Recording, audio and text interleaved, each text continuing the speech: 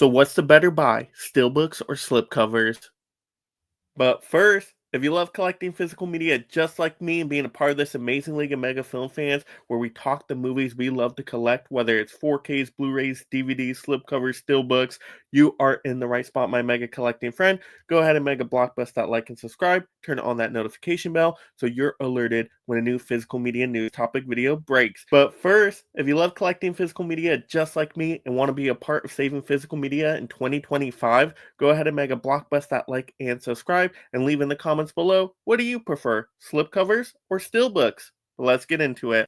So now let's talk about the pros and cons to collecting steelbook packaging. And I absolutely love a good steelbook. Now there's some greatness to those steelbooks and some pitfall to those steelbooks. So I'm going to try to be fair on both sides here. But steelbooks, if you do it right, of course you got great protection for the disc inside. Usually the disc is pretty secure as long as it's on the holder correctly. I mean, you can drop the steelbook and your movie is still good to go. Now, of course, you're going to get dents and scratches on your steelbooks. You're going to get smudges on it, but that's on the packaging, right? At least the movie inside should be pretty safe with that extra metal protection. And so that's what I love about steelbooks the most. Getting that extra protection in there is always nice. And plus, you can get some really cool artwork designs with steelbooks. I mean, if they do it correctly, I've seen some bad steelbook designs out there. You can be generic with it. I know Disney is kind of, one to not always make the best steelbooks. Yes, talking about those 100-year anniversary silver steelbooks. But if you do it properly, you can get great artwork on the front, on the back, on the inside, on the spine. So it's just eye-popping all around. I mean, you see it on the shelf. The spine looks really nice. You pull it out, you look all around. It's fantastic. You open it up and you're still having an amazing experience inside as well. If you do the artwork correctly, which really elevates that collecting experience. So as long as you have a good designer to do your steelbook designs, then that's just one of the best parts of getting a great steelbook. And so overall, I do really like the steelbooks. Like I said, they're not perfect. They still can get damaged, and even when they get shipped to your house, if they're not packaged properly, yes, they can already come in damaged, and then it sucks because you got to ship it out, get a replacement.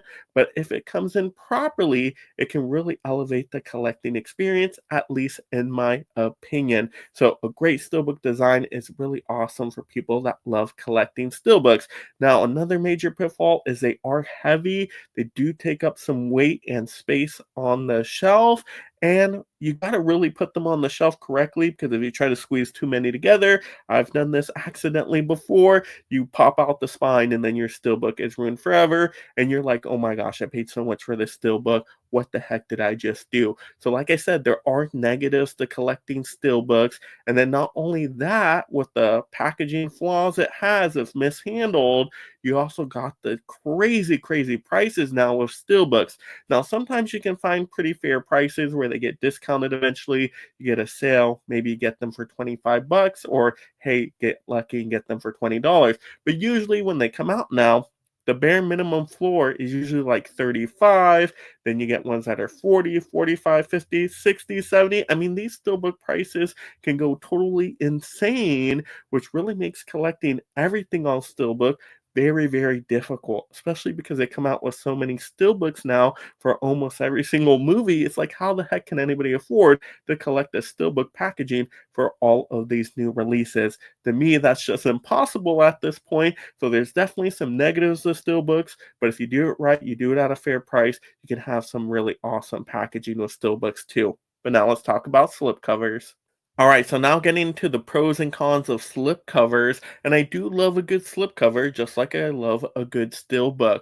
Of course, slipcovers can add extra packaging protection. Now, it's kind of thin cardboard, but it's still a little bit extra protection. Not as much protection as a steelbook, but more protection is better than no protection, I always say. And also, you can really elevate a slipcover design if you do interesting artwork on the slipcover and different interesting artwork on the inside packaging.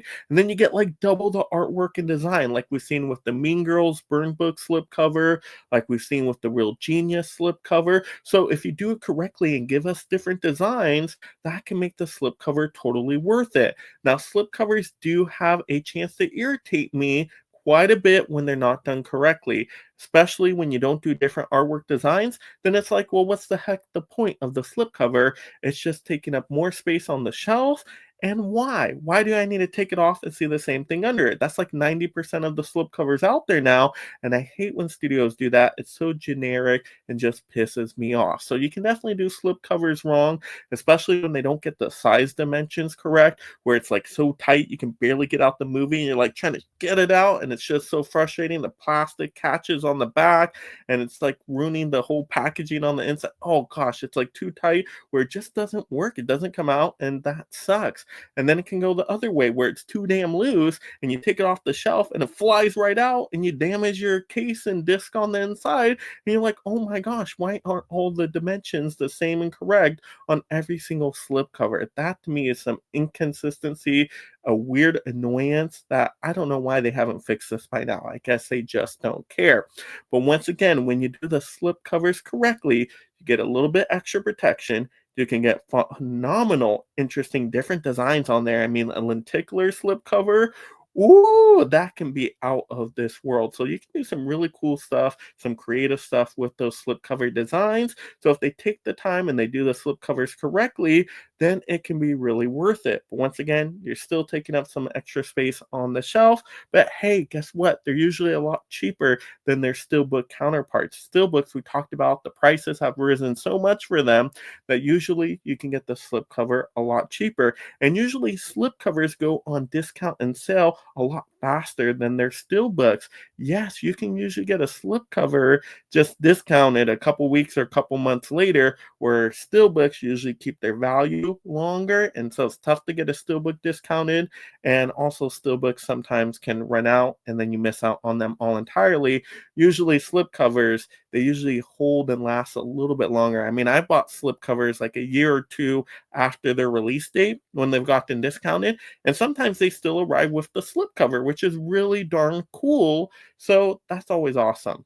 Get the price, get the value with the slipcovers over, say, the hefty, expensive steelbooks.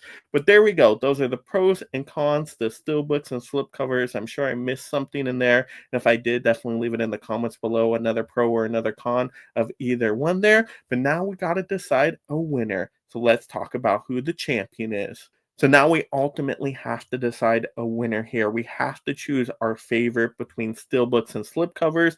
And once again, your opinion probably different than mine. Leave in the comments below which one you prefer, steelbooks or slipcovers, and why.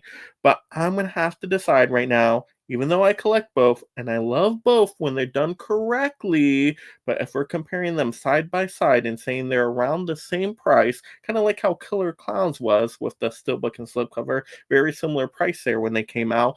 If I had to decide, I'm going to go with the Steelbook. Yes, I'm choosing the Steelbook right now if I have to pick one. If I have to say all my movies transform either to all slipcovers or to all Steelbooks, guess what? I'm going with Steelbooks just to get that extra metal packaging that gives me peace of mind to know that my movie discs are a little bit safer.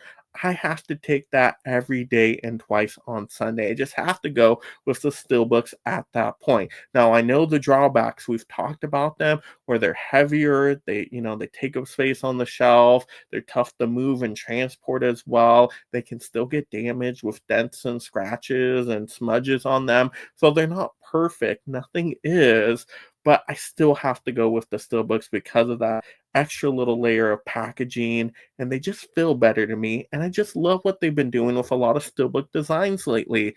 To me, you can get a great slipcover design. We've talked about those, but it's more rare. To me, I see a lot better Steelbook designs overall where I just see it announced and I'm like, oh my gosh, that Steelbook looks so freaking awesome. Or where I get it in the mail and I'm like, oh my gosh, this is phenomenal. Like the Constantine Steelbook that came out that was all embossed. I'm like, this looks so cool inside and out. This feels great. and it looked way better and felt better than the slipcover that was announced for it. So yeah, Steelbooks have just been impressing me more lately, and I do think they really put more effort into creativity and design with the Steelbooks. Now the bummer is the cost has definitely risen on them. Sometimes the crazy, insane prices where you can't get Steelbooks for everything now, but you can still pick and choose your favorites. You can still wait and see if they get discounted or into a sale later on. So that's what I try to do to try to get more Steelbooks into the collection. I'm patient on them, but once again, a really good Steelbook